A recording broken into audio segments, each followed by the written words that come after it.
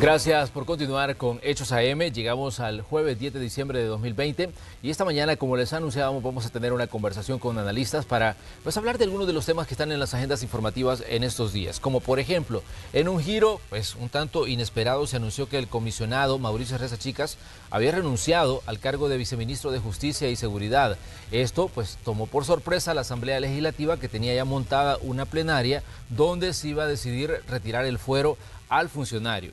Ahora los diputados están pidiendo que se haga una investigación contra Mauricio Reza Chicas porque dicen ellos que pudo haber una usurpación de funciones porque llegó a la plenaria cuando se dijo que ya no tenía el cargo porque efectivamente ya había presentado la renuncia. Este es un tema que está generando una nueva controversia entre el Ejecutivo y el Legislativo. Otra situación que ha visto la luz esta semana, un nuevo sondeo de opinión que habla de cómo están, las situaciones de aceptación de los partidos políticos rumbo al proceso electoral del 28 de febrero. El Partido Nuevas Ideas aparece en primer lugar y los partidos tradicionales como Arena y el FMLN aparecen en una clara desventaja. Todos estos puntos los vamos a abordar hoy, pero comenzamos poniendo también algunos hechos en contexto.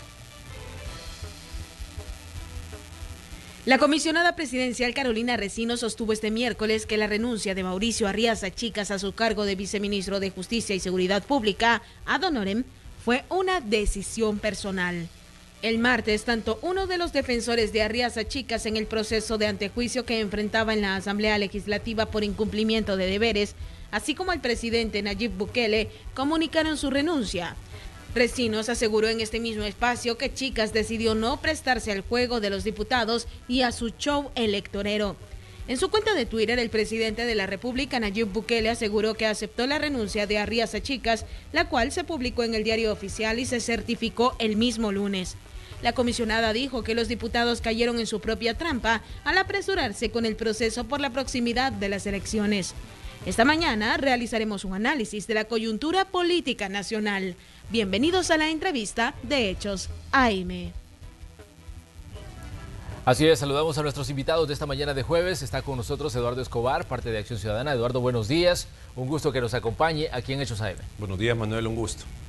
También está con nosotros Juan Carlos Fernández, decano universitario, y quien también nos acompaña siempre cuando hablamos de estos temas y cuando buscamos hacer un análisis de lo que está ocurriendo en el país. Juan Carlos, bienvenido.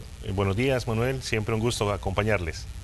Bueno, comenzamos hablando sobre esta situación que, como decíamos, fue un tanto sorpresiva para los diputados en cuanto a que se conoció la renuncia de Mauricio Arriaza Chicas al cargo de viceministro de Justicia y Seguridad. ¿Cómo podríamos interpretar esta situación, Eduardo, considerando que quizás los más sorprendidos fueron los diputados porque no se esperaban que esto ocurriera, ya que se había montado ya la sesión plenaria y de pronto aparece ese documento, dicen, él renunció y esto ya fue publicado incluso en el Diario Oficial. Ayer la comisionada de Operaciones y Gabinete decía, miren, esta fue una decisión personal del comisionado, pero hay mucho que decir sobre esta situación. Bueno, en este caso, lo que uno podría decir es que fue una puesta en escena del gobierno, de nuevo. O sea, crear un espectáculo con toda esta situación, obviamente afectando en este caso un procedimiento legal que se estaba desarrollando. Más allá de que si renunció en tiempo o no renunció, creo que más allá de eso, el punto que creo que habría que analizar es, en primer lugar, ese acto se constituye en delito o se constituye en una falta. La defensa técnica también incurrió en alguna infracción, porque aquí estamos jugando o estamos hablando de que hubo mala fe en llegar a hacerse presente bajo el cargo de viceministro, y esta fue una recomendación de la defensa técnica. Si esto implica alguna infracción que deba investigar la sección de investigación profesional de la Corte, por ejemplo, o si es delito, o sea, eso habría que determinarlo. Ese es, digamos, un primer punto. Pero lo que deriva inmediatamente de esta decisión del director de la policía es que puede ser procesado inmediatamente por el sistema de justicia. O sea, eso sin duda queda en evidencia que va a ser sometido al procedimiento porque ya no tiene esta protección que le daba el fuero para no ser juzgado por los tribunales ordinarios. Entonces ahora ya queda expedita la vía para que la Asamblea Legislativa certifique a la Fiscalía y la Fiscalía proceda en los tribunales correspondientes. Que de hecho ya lo hizo. Ayer mismo anunciaban que ya habían certificado a la Fiscalía para que se iniciara una investigación de todo lo que ha pasado. Claro, o esperamos que la Fiscalía proceda según la ley. Todavía, digamos, en ciertos círculos de abogados no logramos entender mucho cuál fue la estrategia de hacer esto. O sea, si ya sabían que había renunciado, llegar a la Asamblea Legislativa a hacer esto, queda un poco la duda. Se maneja de que lo que pueden intentar hacer, y aquí sí sería un problema legal, es que lo vuelvan a nombrar con otro cargo que tenga fuero y volver con este procedimiento. O sea, ese es un punto, porque solo así se podría entender la renuncia para parar el antejuicio y que luego aparezca el presidente nombrándolo en otro cargo que tenga fuero, por ejemplo. O sea, y esto sin duda sería fraudulento si se hace esto. O sea, porque como lo dijo el secretario jurídico de la presidencia, el único objetivo de nombrarlo viceministro era blindarlo. Y esa es una perversión de la figura del fuero. O sea, es tergiversar el fuero, porque el fuero no es para estar blindando funcionarios. O sea, en primer lugar, a una persona se le nombra un cargo porque tiene la competencia, porque tiene la capacidad, porque se necesita que ocupe el cargo. Y deriva de eso que el cargo tiene fuero, entonces se le da la protección. Y no es al revés, no es simplemente nombrarlo para protegerlo. Entonces aquí se está dando una perversión de la figura del fuero con todo este proceso que se ha dado. Juan Carlos, ¿cómo quedan los partidos políticos con esta situación de que obviamente ya estaban, digamos, incluso posiciones tomadas en cuanto a la decisión que se iba a tomar, pero a la posición que iban a externar en la sesión plenaria, pero de pronto pues todo salió al revés porque no hubo, ya se vino abajo, digamos, la plenaria de desafuero que se había montado? ¿Cómo quedan en este caso las fracciones legislativas que no vieron venir, digamos, esta jugada que estaba preparando el Ejecutivo?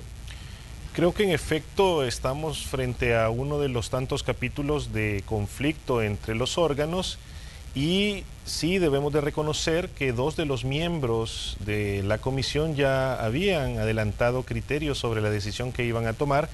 Eso me parece que genera inconsistencias o desconfianza en el proceso. La acción que hizo el comisionado renunciando a su cargo también es parte de la estrategia. Habrá que analizarlo desde un ámbito legal, si se cometió o no delitos, pero si se hace un análisis político de la situación, repito, es un nuevo escenario de la conflictividad continua entre ambos órganos de cara a las elecciones, por supuesto. Y me parece que a juicio o a tono de los resultados de los sondeos de opinión, en este tipo de escenarios los partidos políticos tradicionales son los que suelen perder frente a la opinión pública. Así que me parece que esa es una estrategia que muy seguramente está siendo aplaudida por parte de la población, que ven los diputados todos los males que acaecen en el país. Así que creo que, viéndolo desde un ámbito estrictamente electoral, la partida ha sido perdida por los partidos políticos tradicionales. Ayer escuchábamos declaraciones del comisionado Arriaza Chicas que decía que pues presentó la renuncia porque decía simplemente no confiaba en la decisión que pudieran tomar los diputados y que ahora se va a someter pues a la justicia, pero evitando enfrentar en este caso a la decisión que se podría tomar al nivel legislativo. Sí, en efecto, esa es la justificación que ha presentado el comisionado y esa es la consecuencia, ¿no? Careciendo de un cargo que tiene fuero, ahora serán los tribunales ordinarios quienes se encargarán de verificar si en efecto cometió delito o no. Y que es, creo que lo que hubiese sido lo pertinente desde un principio.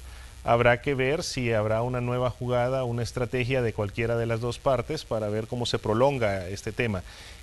Particularmente creo que lo conveniente sería que se siguiera el juicio, que la Fiscalía presentara las pruebas, el comisionado pudiese defenderse y de esa manera dar un paso hacia adelante en este proceso. Eduardo, ¿cómo queda en este caso el tema del fuero? Porque se ha hablado muchísimo de este punto en específico, de este beneficio del que gozan ciertos funcionarios, porque ya vimos lo que pasó con Norman Quijano y la votación en la Asamblea Legislativa, donde pues al final no pasó absolutamente nada y pues no hubo un proceso. Y también otra situación, la que ha pasado con el comisionado. ¿Cómo queda en este caso el tema del fuero? Porque de pronto vemos que esto es, digamos, para proteger a personas que puedan tomar, digamos, decisiones desde el ejercicio o desde una función que se les asigna, pero vemos incluso personas que se han visto involucrados en accidentes de tránsito y que el fuero se convierte en una barrera. ¿Qué decir sobre el tema del fuero entonces y el uso que se está haciendo en El Salvador de esta figura? Bueno, yo creo que habría que partir del hecho de que se ha malentendido la finalidad del fuero y se ha utilizado políticamente para dar impunidad. Eso creo que habría que decirlo. De hecho, hay personas que pueden estar señaladas por diferentes delitos o haber participado en diferentes delitos que buscan la tutela del fuero, se convierten en funcionarios, sea, por ejemplo, diputados suplentes, etcétera, etcétera. O sea, se ha pervertido esa figura.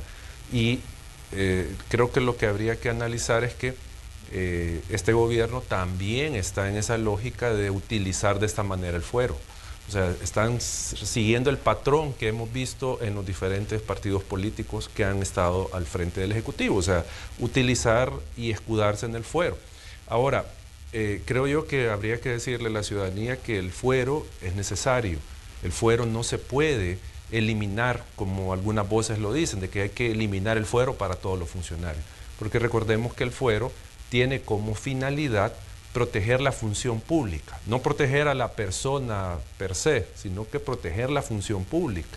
Porque al final, si nosotros tenemos un funcionario que está ejerciendo su cargo conforme a la Constitución, a las leyes, y está afectando intereses de terceros, que pueden ser intereses no legítimos, entonces, si no tuviera fuera este funcionario, puede ser sujeto a cualquier ataque y a cualquier intención de separarlo del cargo para poner a una persona que en este caso pues, pueda ser afín a este grupo que está siendo afectado por la labor del funcionario. Entonces, no podemos como sociedad tomar a la ligera el tema de que entonces eliminemos el fuero.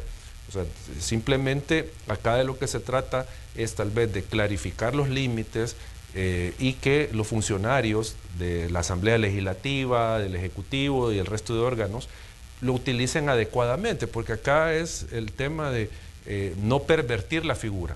Nosotros vimos en el caso del FMLN que se nombraron a varias personas que se señalaron, habían estado involucradas en algún delito, se nombraron viceministros o se crearon plazas o cargos precisamente para darles esta protección. O sea, entonces estamos viendo que se repite con este gobierno esa misma dinámica de y como digo, el secretario jurídico de la presidencia fue claro en decir, era para blindarlo, no era otra finalidad nombrarlo como viceministro. Entonces se está pervirtiendo la figura y eso al final lo que genera en la población, y esto es lo que no han entendido ninguno de los políticos, es un rechazo hacia, en primer lugar, la figura del fuero y luego hacia los funcionarios, pues, o sea, ¿qué es lo que se termina diciendo? De que el funcionario o las personas se meten como funcionarios para cometer delitos y no ser juzgados. Esa es al final la derivación que se tiene de la opinión ciudadana al ver este tipo de comportamientos. Ahora bien, ¿qué va a pasar, digamos, en este caso con la figura del comisionado Mauricio Arreaza Chicas? Ayer estaba leyendo yo en redes sociales algunas de las publicaciones que hacían diputados y que decían de que prácticamente el Ejecutivo pues lo sacrificó, decían, e incluso le preguntaban a los otros funcionarios, ¿quién de ustedes es el siguiente? ¿Se puede tomar así esto, como digamos un sacrificio de un funcionario en medio de esta disputa con la Asamblea Legislativa, Juan Carlos? Es parte siempre de las estrategias electorales de ambos grupos, ¿no? En efecto, el comisionado tendrá que enfrentar un juicio en los tribunales ordinarios.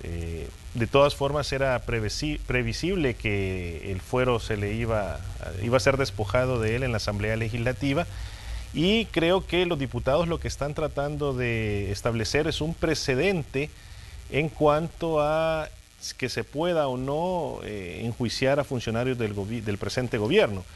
Evidentemente, como ya lo dijo el mismo comisionado, será en los tribunales donde él presentará las pruebas de descargo y se defenderá legítimamente.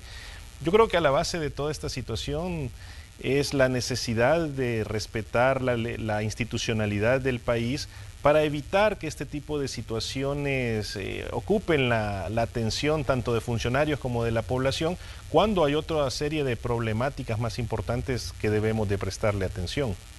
Pero Juan Carlos, mucho más allá del tema de la discusión de si hay fuero o no hay fuero, de si la decisión que iba a tomar la Asamblea Legislativa era la correcta o no, ¿qué pasa con las actuaciones en este caso del comisionado que es director de la policía y de pronto se convierte en viceministro de Justicia también ad honorem? ¿Por qué? Porque recordemos cuál es la situación de fondo en la discusión en la Asamblea. Primero, las peticiones para llevar a funcionarios por apremio, hablamos del ministro de Hacienda y hablamos del ministro de Salud. Y luego, pues la petición que hizo la Fiscalía para despejar el ingreso al relleno sanitario de Nejapa cuando había protestas que no permitían que ingresaran pues las góndolas a dejar los desechos sólidos ahí. Digamos, ¿cómo se califica entonces las actuaciones del funcionario? Porque ahora el punto se centra en el fuero, pero más allá de esto, pues está todo lo que el antecedente que lleva a la discusión del fuero. Sí, es que en efecto estamos en esta situación precisamente porque se le imputa al comisionado desobedecer una serie de indicaciones que legalmente está obligado a cumplir. Así que en este caso puntual, lo importante es que se defina en los tribunales si en efecto cometió o no cometió delito. Insisto, de respetarse la institucionalidad estaríamos evitando estar en esta situación. Creo que los funcionarios del gobierno, más allá de las desavenencias que tengan con los diputados de la Asamblea Legislativa, es importante también que cumplan con los mandatos legales y en ese sentido presentarse cuando son solicitados por la Asamblea Legislativa. En esos espacios es donde también los funcionarios pueden demostrar si esas reuniones son productivas o no, ya que ese es otro de los argumentos que se plantea, que se les hace perder el tiempo. De todas formas, creo que tanto la Asamblea Legislativa como algunos funcionarios del gobierno están haciendo un uso indebido de ciertas figuras jurídicas y eso es lo que nos tiene en esta situación. Como repito, es parte del juego electoral de cara a las elecciones para el próximo año, donde todas las actividades que realicen uno u otro bando serán aprovechadas por su contrario. Vuelvo a insistir, el tema de la institucionalidad es fundamental, respetar la legislación actual y por supuesto respetar las competencias que cada uno de estos funcionarios tiene.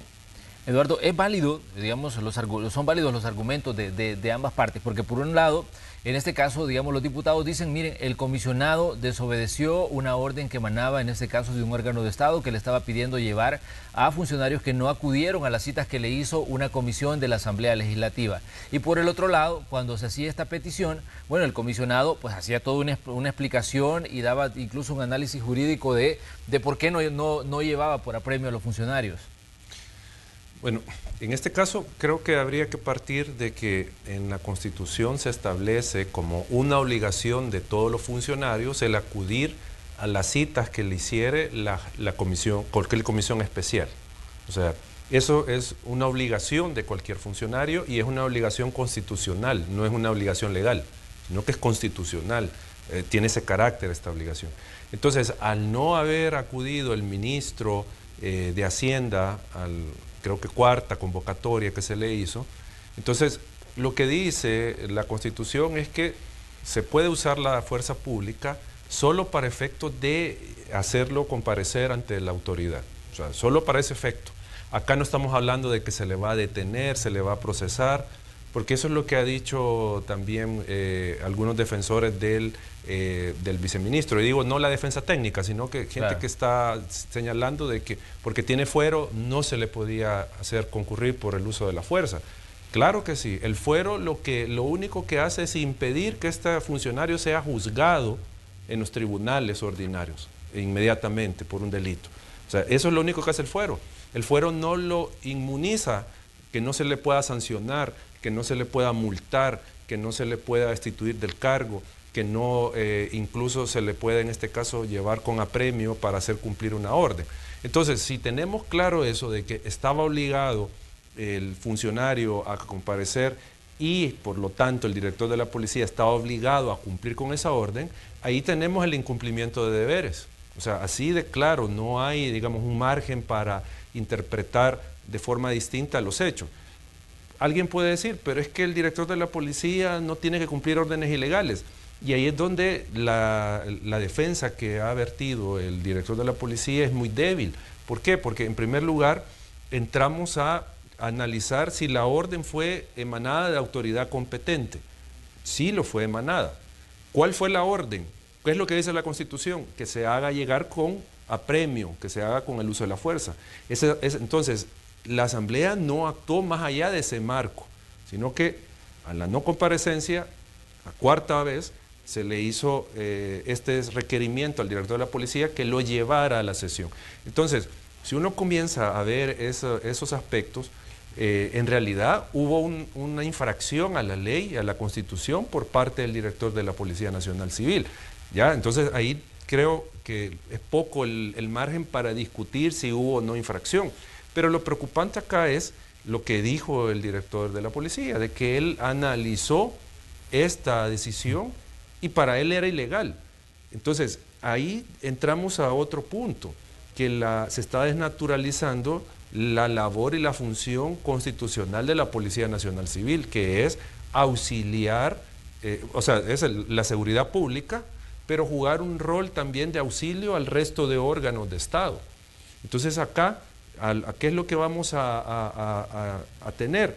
Que probablemente haya una orden judicial, una orden administrativa de la Fiscalía de detener a una persona y no se va a cumplir porque va a decir el director de la policía de que esto se trata de un juego político, o sea, va a entrar a deliberar. O sea, obviamente tiene un margen el funcionario para acatar y entender la orden que se le ha dado, pero no tiene, desde nuestro punto de vista, la autoridad y el margen para decir esto es un juego político y no nos vamos a prestar a esto. O sea, ¿qué tal que el día de mañana un ministro tenga que ser procesado por, en este caso, un manejo indebido de fondos públicos en la pandemia, por ejemplo? Y hay una orden administrativa de detención, por ejemplo, o a cualquier otro funcionario, no lo va a ejecutar el director de la policía. Y entonces estamos entrando a un punto peligroso que va a perder la capacidad del órgano judicial y la fiscalía de hacer cumplir y ejecutar sus órdenes. Entonces esto da un margen amplio para generar impunidad. Y eso creo que tiene que ser la reflexión de fondo. O sea, este comportamiento puede ir en bola de nieve y puede generarnos un problema mayor de que la policía no se someta a la autoridad del resto de instituciones del Estado y se genere impunidad en ciertos casos. Pero Eduardo, ¿qué papel juega en este caso la opinión pública? Porque vemos una batalla abierta, vemos una medición incluso de fuerzas entre órganos de Estado, porque la Asamblea, por muchos argumentos que dé, siempre queda, digamos, queda muy mal parada ante la opinión pública, y esto pues también tiene una explicación, ¿no? Claro, es que yo comenzaba señalando que era una puesta en escena del gobierno, de nuevo, y el gobierno tiene la capacidad de articular un discurso, de contar una historia que la ciudadanía termina creyendo, porque no le cuentan la historia completa, no se cuentan todos los elementos, todos estos aspectos que están involucrados en la situación. Entonces el gobierno lo que fácilmente deriva están atacando el plan de control territorial y por lo tanto esta es una estrategia para dejar mal al gobierno de cara a las elecciones. Así lo ha simplificado el gobierno. Ustedes no quieren quitar a nuestro héroe que está dirigiendo el combate contra las pandillas. Esa es la narrativa que ha montado el gobierno, ¿ya?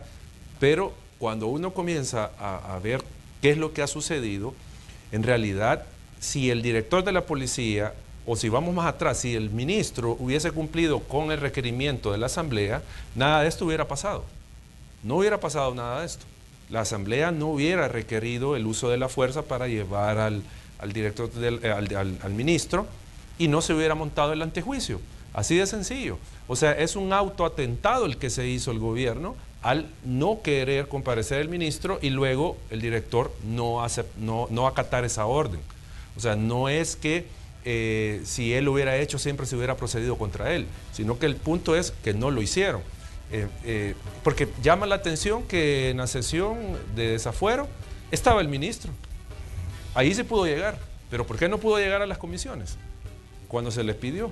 Entonces, es una estrategia simple y llana del gobierno de simplificar el asunto y decir, es que es contra el héroe que está peleando contra las pandillas, así de sencillo. Entonces, a la población, ante el descrédito que ya tiene de por sí la clase política, la Asamblea Legislativa, se le pone que es una labor, una acción contra la seguridad pública, pues obviamente la reacción de la opinión pública, porque no tiene todos los elementos o porque no los analiza, es rechazar el proceso y ponerse del lado del gobierno. Esa es una, digamos, una cuestión lógica que sabe el gobierno y por eso lo hace. Pero Juan Carlos, uno de los puntos importantes es qué tanto es la misma Asamblea la que ha llevado a, digamos, a este nivel de desconfianza ante los ciudadanos, porque definitivamente, digamos, los argumentos pueden ser válidos, pero el ciudadano ya desconfía de la misma Asamblea a pesar de, digamos, de lo que pueda decir. Y es que no es solo la Asamblea Legislativa la que ha llevado a esta situación, es la clase política en general, que en este momento puntual se puede estar siendo representada por la Asamblea Legislativa, pero el descrédito que tienen los partidos políticos y que lo vemos como una constante en todos los sondeos de opinión, deriva de una serie de actos irregulares, muchos actos de corrupción ya demostrados que han generado enojo, cansancio y hartazgo en la población. De manera tal que, aunque en algunas ocasiones los diputados puedan tener razón en sus argumentos, en efecto el gobierno es mucho más hábil en generar un discurso distinto y por lo tanto la población siempre irá del lado del gobierno. Creo que la Asamblea Legislativa está en una posición sumamente delicada. Y como repito, los sondeos de opinión siempre establecen a los diputados y a la Asamblea en su conjunto como las instituciones peor evaluadas por parte de la ciudadanía. Y eso es el resultado de abusos que hemos estado observando desde hace muchos años. Lamentablemente nuestra clase política no ha actuado de manera correcta.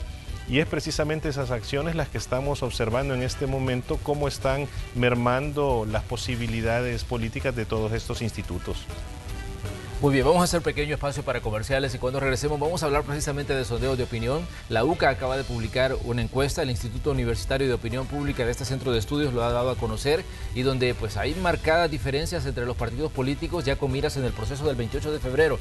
Continúen con nosotros, somos Hechos AM, volvemos enseguida.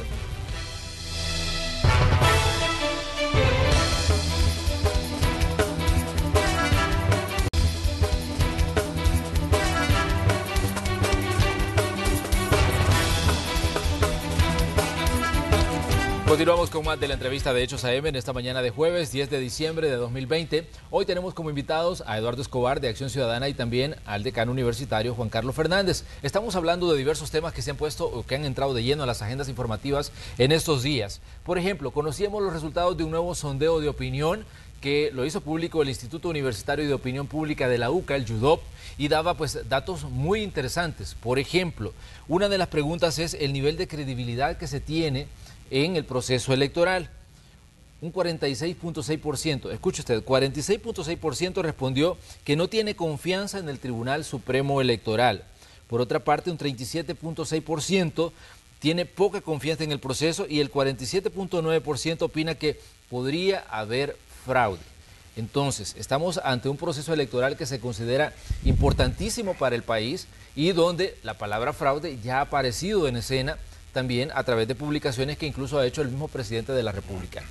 ¿Cómo podemos interpretar esta situación que nos revela este sondeo, Eduardo, y que pues pone en perspectiva un debate que ha estado siempre en los últimos procesos electorales, la palabra fraude? Yo creo que la encuesta revela una cantidad de cosas muy importantes. Yo creo que la que nos tendría que poner toda la atención y preocupar más es el hecho de que la ciudadanía está rechazando totalmente el sistema de partidos. Y no estoy hablando de que porque rechazan Arena, el Frente, no. El sistema de partidos. ese está siendo totalmente desacreditado y rechazado y no tiene la mínima confianza. ¿Por qué es importante ponerle atención a esto? Porque es el sistema de partidos el que hace que se mueva la democracia. O sea, el sistema de partidos es el que sostiene el sistema democrático y de hecho es el que se ha reconocido, en el caso salvadoreño, que le ha dado estabilidad política al país. Que si no han logrado cumplir con los fines constitucionales, eso es otra cosa. Pero que a nivel político le ha dado estabilidad a nuestra democracia, ha sido el sistema de partidos. Entonces, parece que aparte del rechazo ciudadano al sistema, va a quedar muy trastocado el sistema de partidos luego de la elección, por lo que se ve. Entonces eso debe de llevarnos a la reflexión de la necesidad de fortalecer a las instituciones políticas, a los partidos, de cara a el ejercicio del poder. Pero, ¿qué han hecho o qué no han hecho los partidos para caer en esta situación del rechazo? Aquí, obviamente, hay voces que dicen que no es responsabilidad de los partidos, sino que de terceros que han hablado mal de los partidos. Está esa tesis, pero si uno comienza a revisar, esto que está pasando es culpa precisamente de los mismos actores del sistema, los mismos partidos políticos, ya por malas gestiones al frente del Ejecutivo, malas gestiones al frente de alcaldías, al frente de la Asamblea Legislativa. O sea, hay una serie de cosas que uno podría comenzar a achacarles, y no estoy hablando necesariamente solo del tema de la corrupción, sino que la gestión política que ellos han hecho de estas instituciones no ha afectado o no ha beneficiado o no ha impactado positivamente en las condiciones de vida de la población. Pero uno de los grandes resentimientos es, digamos, el encubrimiento de casos de corrupción desde los partidos políticos. No, pero digo yo que veamos lo que dice la encuesta. ¿Se reconoce que Nuevas Ideas tiene corrupción, que puede ser corrupto? Sí, la encuesta lo dice. Pero ¿cuál es el apoyo que le da la población? Mayoritario, a pesar de que hay corrupción. ¿Pero por qué podría explicarse eso? Porque la gente percibe que si bien puede haber corrupción, pero la gestión que ellos están haciendo es positiva para la población, ¿ya? Entonces, en el caso de los partidos tradicionales, la población no sintió un beneficio de lo que ellos hicieron gobernando. No lo sintieron. Y a eso le sumamos la corrupción. O sea, no es que yo esté dejando de lado el tema de la corrupción, sino que no sintió la población que le benefició que haya estado en el gobierno uno u otro partido. No lo benefició. Ya sea con razón o sin razón, pero la población, esa es la percepción que tiene. No gobernaron bien.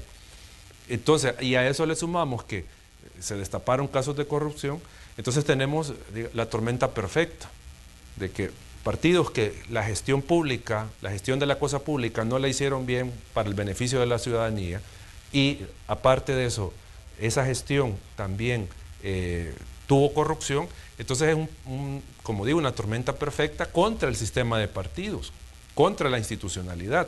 Y como digo, estoy hablando del sistema en global, no estoy hablando de Arena, del FMLN, estoy hablando del sistema de partidos, estoy hablando de los partidos como institución, que esa es la que está en entredicho.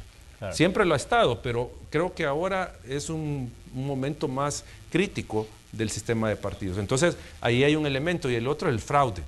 Esto, si uno ve el histórico de qué se ha dicho del fraude, han habido picos donde el discurso se ha, digamos, posicionado mejor, y hay en otros momentos, en otras elecciones, que no ha sido un punto relevante. Elecciones presidenciales, Eduardo. El presidente de la República habló también de fraude, y al final pues él quedó ganador de la elección. Claro, es que esa también es una estrategia discursiva del gobierno de desviar la atención, de echar en este caso dudas en la ciudadanía de la legalidad y legitimidad del proceso electoral. O sea, el gobierno es hábil en generar este tipo de discurso, de discusión, para, digamos, decirlo de esta manera, generar de alguna manera incertidumbre de la que ellos se pueden lucrar.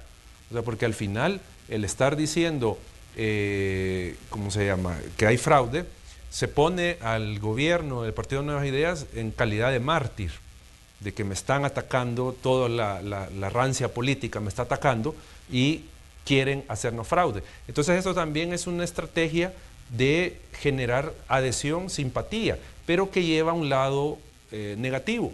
Porque al final no se está desacreditando en sí a Julio Olivo, por ejemplo, que es un personaje que últimamente ha sido señalado por el gobierno y por Nuevas Ideas. No se está desacreditando en sí a los magistrados del tribunal, se está desacreditando el proceso, la institucionalidad, eso es lo que se desacredita. Entonces, la confianza ciudadana a las instituciones se está viendo socavada y eso es problemático y a eso hay que ponerle atención con este tipo de discursos. Juan Carlos, ¿qué piensa usted del tema fraude y de todo lo que pues, en este caso ha dicho Eduardo?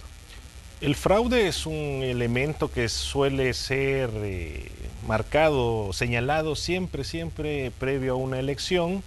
Se hace obviamente con fines electoreros y creo que la naturaleza o el origen de ese fraude deviene precisamente de la naturaleza partidaria de la conformación del Tribunal Supremo Electoral. Una buena parte de la ciudadanía no lo ve como el árbitro neutral que está llamado a ser. Sí se reconoce que el día de las elecciones hay una buena organización de las mismas. En efecto, no se ha determinado que haya fraude después de las elecciones, pero siempre es una estrategia que utiliza uno u otro actor. Insisto, se debe precisamente a la desconfianza por la conformación partidaria del tribunal. Muchas personas ya han establecido la necesidad de una reforma profunda de este tribunal que en su momento, cuando se diseñó, había unas condiciones políticas muy distintas a las que estamos viviendo ahora. Y en efecto, el sistema de partidos políticos está siendo puesto a prueba. Siempre ha sido un elemento en el cual la población ha manifestado su descontento, pero ahora tenemos un nuevo actor que tiene la capacidad de romper con ese sistema, para bien o para mal. Hemos observado a partir de la encuesta publicada por la UCA y otras que le precedieron, algunas constantes en esa situación. Una de las constantes es precisamente las simpatías que tiene Nuevas Ideas con una buena parte del electorado, las antipatías muy marcadas de Arena y el FMLN en particular, pero observamos que esas antipatías tampoco se han ido o han significado un incremento de votos en nuevos actores políticos, como por ejemplo Nuestro Tiempo Vamos. Eso lo que significa es que, en efecto, y comparto lo que decía Eduardo, hay una desconfianza generalizada en el sistema de partidos políticos. Pero esto podría obligar, digamos, a una evolución de las fuerzas políticas o definitivamente a una venida menos, porque definitivamente va a haber un cambio a partir del 28 de febrero. Tiene que haber, digamos, un giro en toda la vida política del país. Y estamos viendo, digamos, cómo los partidos políticos como el FMLN y como Arena han tenido, después del proceso electoral que llevó a Nayib Bukele a la presidencia, una caída a nivel de preferencias que se puede considerar estrepitosa. Eso tiene que obligar no solo, digamos, a generar cambios en la vida política del país, sino cambios a nivel interno de los partidos, que es algo que no hemos visto en los últimos años. Creo que los partidos políticos tradicionales han sido incapaces de hacer una gestión adecuada de la crisis en las cuales se han visto envueltos. Después de los malos resultados electorales que estos han tenido, no han tenido la capacidad de reestructurarse de cara a la población. Han hecho algunas acciones muy tímidas, por ejemplo, pedir perdón por algunas acciones negativas que pudieron haber realizado en el pasado, pero al final eso no cala en la opinión pública y sigue siendo mal evaluados estos partidos y otros que podríamos llamar tradicionales. Nuevas Ideas ha sido muy hábil en captar esas antipatías y, como repito, el resto de partidos políticos no ha tenido esa capacidad. Y creo que, aunque tarde, están obligados a hacer cambios estructurales importantes, generar nuevos cuadros, generar nuevas propuestas que puedan permitir hacer algún contrapeso contra el gobierno. Insisto, es un poco tarde para eso, pero eventualmente tendrán que hacerlo de cara a su sobrevivencia en el espectro político nacional. Eduardo, ¿por qué es tan difícil el surgimiento de nuevas fuerzas políticas y de nuevas alternativas para los ciudadanos? Porque si estamos viendo el panorama de los niveles de aceptación que gozan, digamos, partidos nuevos como Vamos, como Nuestro Tiempo, e incluso partidos que tienen ciertos años de actividad como el Cambio Democrático, no llegan ni al 1% de aceptación ni en la elección municipal ni en la elección legislativa. Digamos, ¿qué es lo que hace tan difícil que estos partidos logren, digamos, cuajar como fuerzas políticas y ponerse como opción? Yo creo que tiene que ver mucho que nuestra sociedad es, en este caso, dualista, o sea, el día o la noche. Se nos ha, digamos, enfocado en que existe el bien y el mal, no hay intermedios. Entonces, eso se transfiere a la acción política, a las preferencias políticas, es decir, se logró crear la idea de que en estos 30 años, o un poco más, eran dos fuerzas, o sea, dos fuerzas políticas antagónicas, y así se debería entender la política, o Arena o el FMLN, los dos grandes polos. Y en esa medida no cabían matices de grises, como se dice.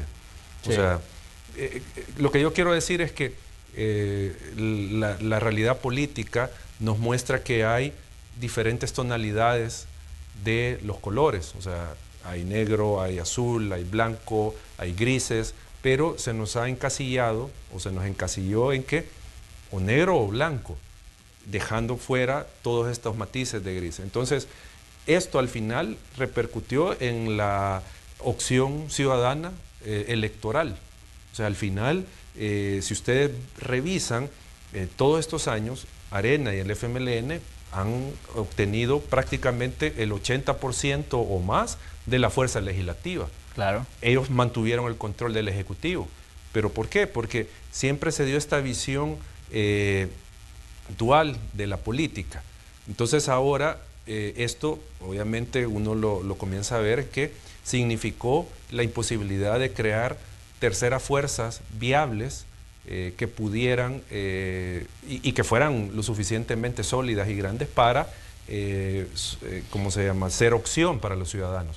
Y esto no quiere decir que no existe Gana, que no existe el PDC, el PCN, que son otras fuerzas, pero claro, que al final no han tenido la fuerza necesaria y también uno podría cuestionar en muchos casos si han tenido las credenciales democráticas, o sea, si han sido vías democráticas, la tercera vía democrática si la han sido. Entonces, yo creo que esa cosmovisión del salvadoreño, del bien y el mal, que no sé si puede también ser originado por la estructura mental que se nos ha construido desde el hogar, desde la religión, por ejemplo, desde el comportamiento social, si desde ahí se ha construido esa visión dual, es que nosotros no hemos tenido en el país, ya en lo político, en nuestra mente terceras opciones. Y eso obviamente ha limitado que, si vemos ahora las encuestas, estas nuevas opciones que han aparecido, los partidos nuevos, en las encuestas salen muy abajo. Hay quienes dicen que ni los conocen a estos partidos. Entonces, creo yo que parte de por qué no cuajan estos partidos terceros, estos terceros partidos, es por esa visión que se tiene y que ahora la ha abandonado el electorado salvadoreño o el salvadoreño en general, y la ha trasladado esa preferencia ya o sea, si antes era dual, hoy es única a una fuerza política o a un funcionario que es el presidente de la República. O sea, migró de esa visión dual a una visión única de la política. Hay, digamos, situaciones que se pueden analizar y que podrían ocurrir a partir del 28 de febrero. ¿Cómo quedaría en este caso la Asamblea Legislativa? Hasta ahora hemos visto en este periodo 2018-2021 una asamblea dominada por Arena que llegó con 37 legisladores, que en el camino perdió algunos, pero ha tenido, digamos, una fuerza, una capacidad de maniobra importante en la asamblea. El FMLN en la legislatura anterior tenía 31 diputados, ahora tiene 23. Hemos visto pues cómo ha habido una disminución en cuanto a su nivel de influencia en la asamblea legislativa.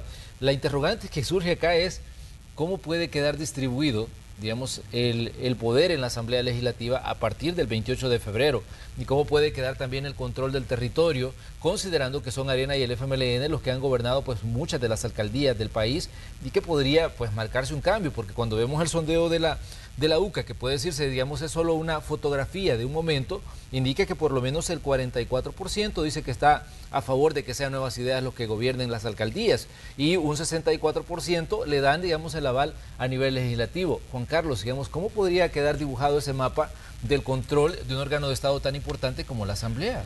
Si nos remitimos a los diferentes sondeos de opinión y que en efecto es una fotografía del momento, podemos observar que esa fotografía se está repitiendo mucho. Es decir, el elemento fundamental es que Nuevas Ideas tienen la preferencia de la mayor parte del electorado. La diferencia de Nuevas Ideas con el resto de partidos políticos es muy grande, suele ser de más de 30 o 35 puntos con su principal perseguidor, que por lo general es Arena. Y lo otro que nos está mostrando es que el FMLN puede incluso ser una cuarta o tercera fuerza política muy disminuida en la Asamblea Legislativa. La pregunta en todo caso será cuántos diputados podrá obtener Nuevas Ideas y algunos de sus aliados como Gana o Cambio Democrático para saber si tienen o no mayoría simple en la Asamblea Legislativa. Aunque mucha gente le está apostando incluso a la calificada, decían ellos. Sí, se le está apostando obviamente a la calificada. Creo que nuestro sistema político, por el tema de los cocientes y los residuos, dificultará mucho esa situación, pero lo que sí es claro es que, al menos, insisto, como lo plantean los sondeos de opinión, es que Nuevas Ideas obtendrá una importante victoria en cuanto a las elecciones legislativas. En lo que respecta a las elecciones municipales, creo que ahí es una situación que debemos analizar más profundamente. Recordemos que los liderazgos locales suelen pesar mucho, claro. Las banderas ya no son tan relevantes en estos casos y muy posiblemente podamos ver algunas sorpresas. Evidentemente reconocemos que todos aquellos candidatos a alcaldes aupados por Nuevas Ideas parten de una considerable ventaja, sobre todo por el impulso o el empuje que para ello otorga la figura del presidente de la República. Sin embargo, insisto, se trata de liderazgos locales, pueden haber algunas sorpresas interesantes, pero en el tema legislativo la pregunta es al final cuántos diputados obtendrá Nuevas Ideas y que ésta se convertirá evidentemente en la primera fuerza política del país.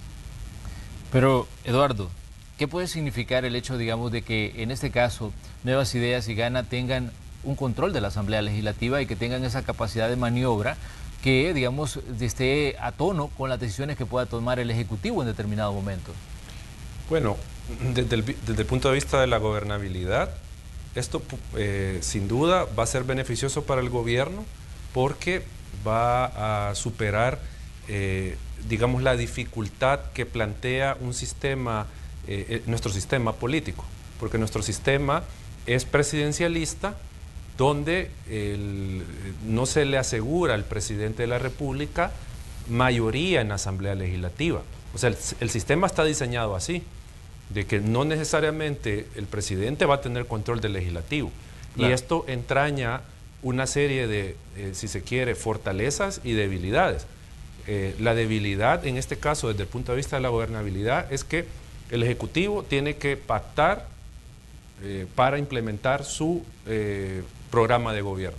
Y esto puede puede significar ser obstaculizado en el ejercicio del poder. Entonces, digamos, esa es como una debilidad del sistema, de que al final no puede gobernar como se quisiera porque hay un límite. Eso se puede ver desde ese punto de vista de la toma de decisiones. No es una toma de decisiones inmediata, sino que hay un tercero que va a mediar, que es el legislador. Pero desde el punto de vista democrático, el que existe este sistema posibilita ejercer un control a las decisiones del Ejecutivo. Y ese es el control legislativo que se ha venido ejerciendo. Entonces, lo primero que pasaría es que si se dan estos resultados de que gana 43 diputados el Partido Nuevas Ideas, el presidente no tendría control legislativo sobre sus decisiones. Siempre va a estar el control de la Corte de Cuentas, va a estar el control de la Sala de lo Constitucional, pero se perdería el control legislativo. pero también desde el punto de vista del gobierno podría significar ganar agilidad en la implementación de su programa de gobierno. Eso también hay que verlo de esa manera.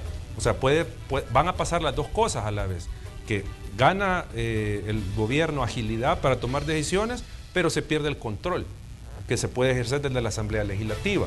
Entonces, aquí el punto es que si nos vamos a nuestra experiencia, cuando un partido político ha tenido mucho poder, ha degenerado en corrupción ese poder. Y ese es el problema. O sea, si vemos la historia, quien ha detentado mayor cantidad de poder ha derivado en mal manejo de la cosa pública, abusos, porque sería, digamos, un control o un poder mayor, o sea, que el que puede tener solo con el Ejecutivo, porque recordemos que al final, si Nuevas Ideas controla la Asamblea Legislativa, va a poder aprobar leyes, va a poder derogar leyes, va a poder cambiar todo el sistema jurídico si quiere, y lo va a poder hacer. Y junto con eso están estudiando reformar la Constitución. Entonces es un paquete que puede significar cambios estructurales profundos, pero también va a tener que nombrar a funcionarios, va a tener que nombrar al fiscal, a la Corte de Cuentas. Entonces, lo que se puede configurar ahí es que el resto de controles también se vayan a ir perdiendo porque tienen el poder, en este caso, para hacer estos nombramientos. Entonces, digo, puede tener estos efectos positivos para el gobierno de tomar decisiones más ágilmente, pero también va a significar la otra cara de la moneda, que se pierde el control legislativo y se puede poner en riesgo el país de excesos en el ejercicio del poder. Juan Carlos, ¿cuál es su visión sobre este punto en específico? Creo que en efecto, con una mayoría en la Asamblea Legislativa pueden hacer los cambios que se requieran. Creo que uno de los principales cambios que se van a llevar a cabo son en la Constitución. Ya se está trabajando en esos cambios con miras precisamente a obtener un importante número de diputados en la próxima Asamblea Legislativa.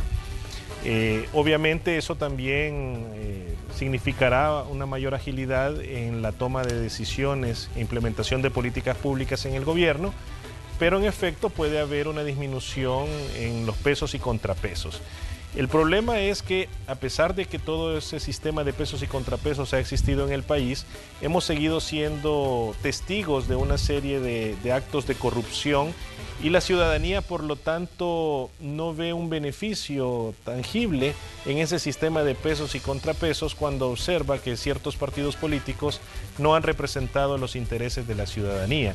Es por eso que creo que Nuevas Ideas tiene esos grados o esos altos niveles de aceptación, y todo parece indicar, insisto, que tendrá un importante número de diputados. Ahora lo que nos resta esperar es saber exactamente qué número será, cuántos tendrán sus aliados políticos para saber si tienen o no mayoría simple o calificada. La institucionalidad evidentemente se estará sujeta a prueba. Obviamente con una asamblea controlada también podrán establecer quiénes son los funcionarios que pueden ser nombrados, Corte de Cuentas de la República, Fiscalía, Procuraduría General, entre otras instituciones importantes para el control de la corrupción, y habrá que ver si los funcionarios elegidos son los idóneos. Muy bien, le queremos agradecer, Eduardo y Juan Carlos, por estar aquí esta mañana de jueves. Estamos avanzando en la semana. Gracias por siempre atender nuestro llamado aquí en Noticiero Hechos. No, gracias, un gusto. No, gracias. Saludos. Obviamente se nos quedan algunos temas en el tintero, quisiéramos tener más tiempo y vamos a invitar de nuevo a Eduardo y a Juan Carlos para continuar hablando de otros temas. Todavía falta, unos días para que lleguemos al proceso electoral, y también les vamos a invitar para hablar de esto a medida que vamos acercándonos a ese 28 de febrero. Mientras tanto, nosotros vamos a una pausa comercial, pero cuando regresemos más información aquí en Hechos AM, continúe con nosotros.